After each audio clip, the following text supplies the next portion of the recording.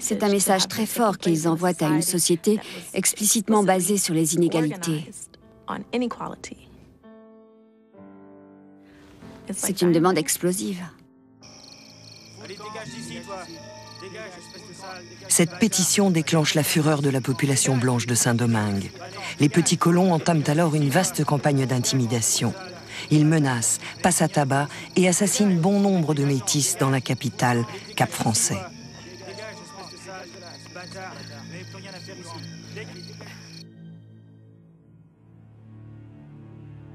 La pétition reçoit un accueil beaucoup plus favorable à Paris. Les membres de l'Assemblée nationale publient alors un décret historique. Il donne à la population de métis nés de 2 parents libres les mêmes droits qu'aux Blancs.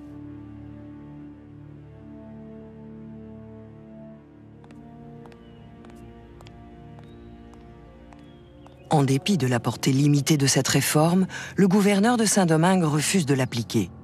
Les colons blancs se sentent profondément trahis. En réaction, certains se mettent alors à nourrir des idées de rébellion, à l'image de Madame de Rouvray, l'épouse d'un planteur de la région. L'Assemblée nationale est déterminée à détruire nos vies en tant que maîtres, si bien qu'une sécession avec la France pourrait s'avérer nécessaire. Les propriétaires américains d'esclaves vont, je l'espère, se regrouper afin d'arrêter cette contagion libertaire.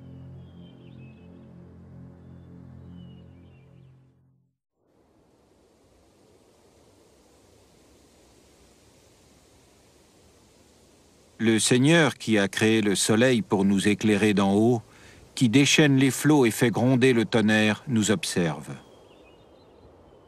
Boukman Duty, esclave et prêtre vaudou. Abandonnez l'image du Dieu des Blancs qui a soif de nos larmes et écoutez la voix de la liberté qui parle dans le cœur de chacun d'entre nous. En août 1791, tandis que les Blancs et les Métis de Saint-Domingue s'apprêtent à engager le bras de fer, Boukman Duty lance un appel aux Noirs des plantations.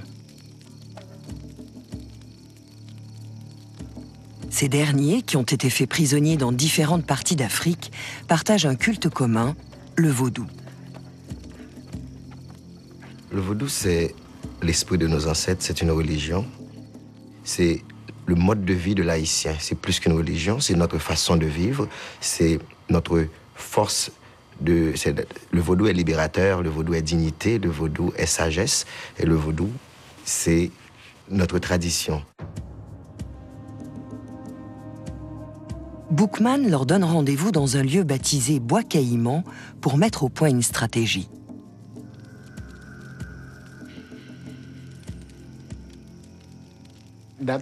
Cette cérémonie de Bois Caïman, c'est le premier congrès haïtien, le début de la Révolution.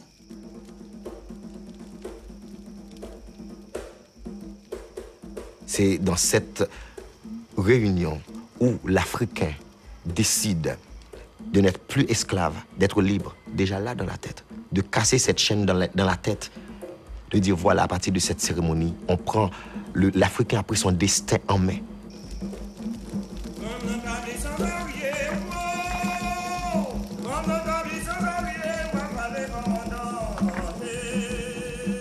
La légende prétend que c'est cette nuit-là que les esclaves de Saint-Domingue ont décidé de se révolter. Ils prévoient de déclencher leur soulèvement 15 jours plus tard, dans plusieurs plantations en même temps.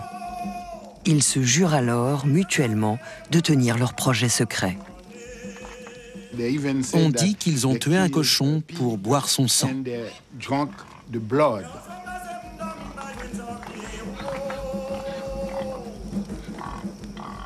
C'est ce qu'on appelle la communion. Chacun s'engage à garder pour lui ce qu'il a dit et entendu.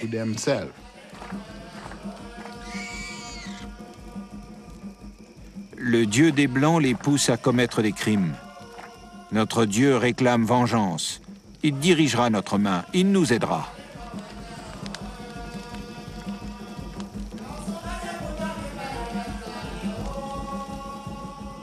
Dans la nuit du 22 août 1791, ce sont 1 millier d'esclaves africains qui se retournent contre leur maître.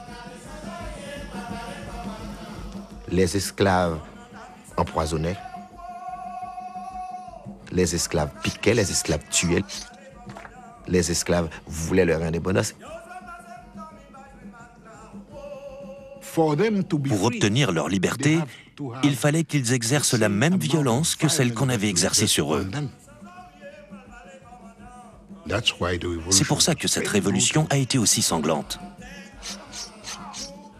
Et cette haine a explosé dès le premier jour.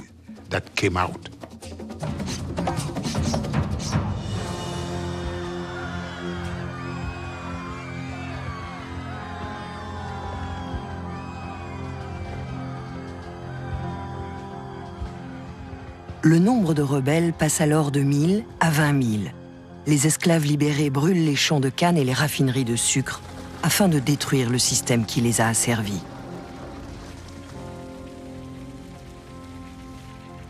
Trois jours plus tard, ce sont 184 plantations de canne à sucre et 1 millier de plantations de café parmi les plus prospères des Amériques qui ont été réduites en cendres.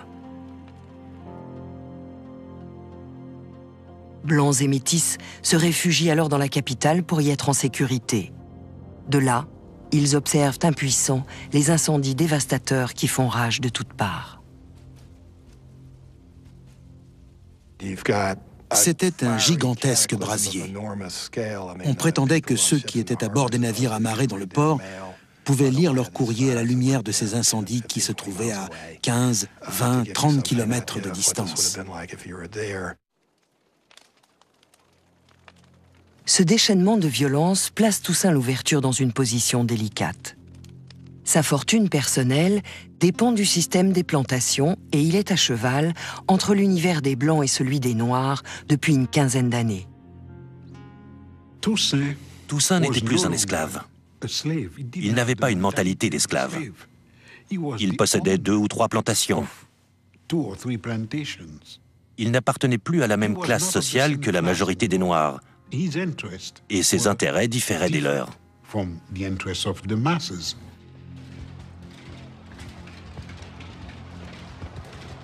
Sa première réaction à cette explosion de violence n'est cependant motivée ni par l'argent ni par la couleur de peau. Elle est personnelle. Il retourne dans la plantation où il est né afin de protéger ses anciens maîtres. Il est vrai que dès les premiers jours de l'insurrection, Toussaint Louverture est retourné dans cette plantation pour y maintenir l'ordre. La question, c'est pourquoi? Pourquoi a-t-il fait ça? Je crois que c'est parce qu'il était reconnaissant à ses anciens propriétaires de tout ce qu'ils lui avaient donné lorsqu'il était esclave.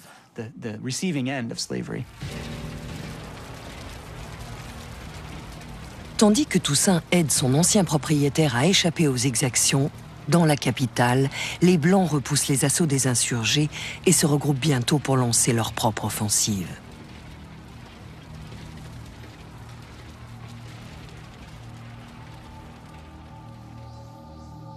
Les tueries se poursuivent jour après jour, semaine après semaine.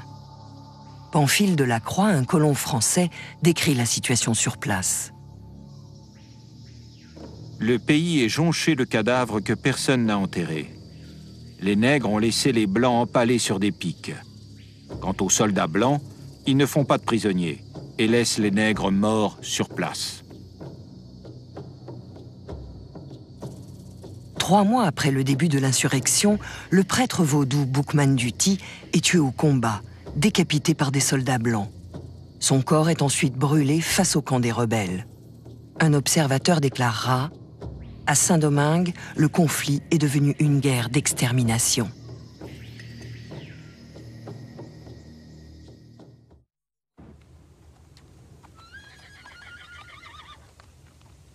À l'automne 1791, Toussaint Louverture est obligé de choisir son camp. Bien qu'il ait femme et enfants et qu'il court le risque de perdre sa liberté, il n'hésite pas un instant.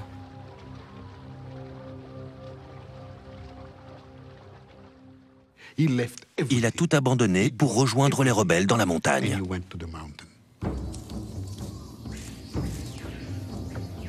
Les 500 000 esclaves que compte la colonie sont 12 fois plus nombreux que les colons blancs. Mais ils n'ont ni vision à long terme, ni réelle stratégie militaire pour poursuivre le mouvement.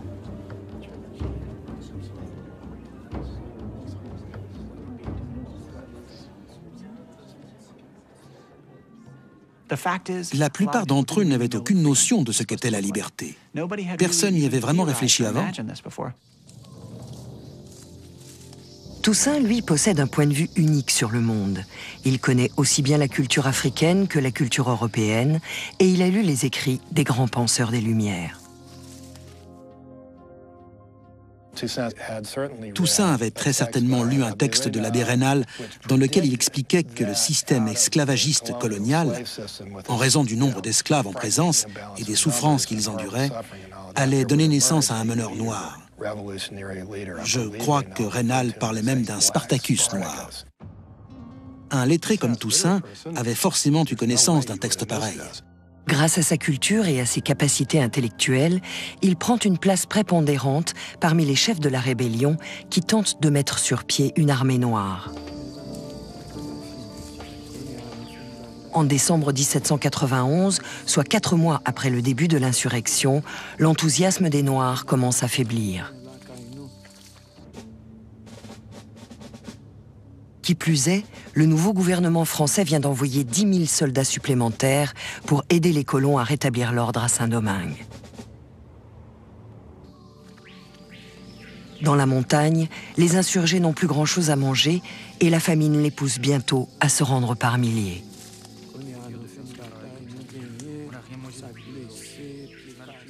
Toussaint Louverture n'était pas un adepte de la violence. Il était capable d'user de la force si la situation l'exigeait, mais il préférait de loin la négociation, la diplomatie, la ruse. Cependant, ça ne lui posait aucun problème d'avoir recours à la violence en dernier ressort. Les rebelles lui demandent alors de rédiger une proposition d'accord. En échange de la libération de 200 meneurs noirs et de meilleures conditions de travail, le texte prévoit le retour de la plupart des insurgés dans les plantations. La dure réalité du XVIIIe siècle a eu raison d'une partie de leurs exigences. Rétrospectivement, il est facile de regarder ce texte et de dire qu'il vend ceux qui se sont rebellés. C'est aussi une tentative pour faire changer les choses. En fait, il était difficile pour les gens de l'époque de concevoir la disparition totale de l'esclavage.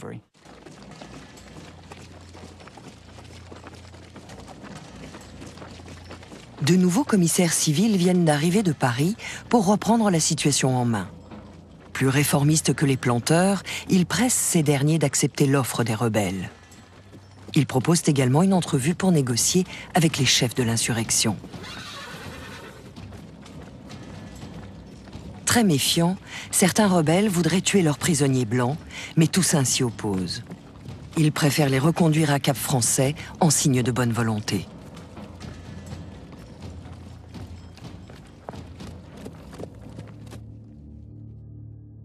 Toussaint est envoyé pour négocier un accord avec les planteurs. Il ne s'agit pas seulement d'obtenir la libération de plusieurs meneurs noirs, mais également d'imposer certains changements dans les plantations. Des petits changements auxquels la plupart des insurgés tiennent. Est-ce que ce petit groupe de chefs rebelles aurait pu dire aux insurgés « Maintenant, reprenez le travail, remettez vos chaînes » ? Je ne sais pas. Quoi qu'il en soit, les Blancs ne leur ont pas donné l'occasion de le faire.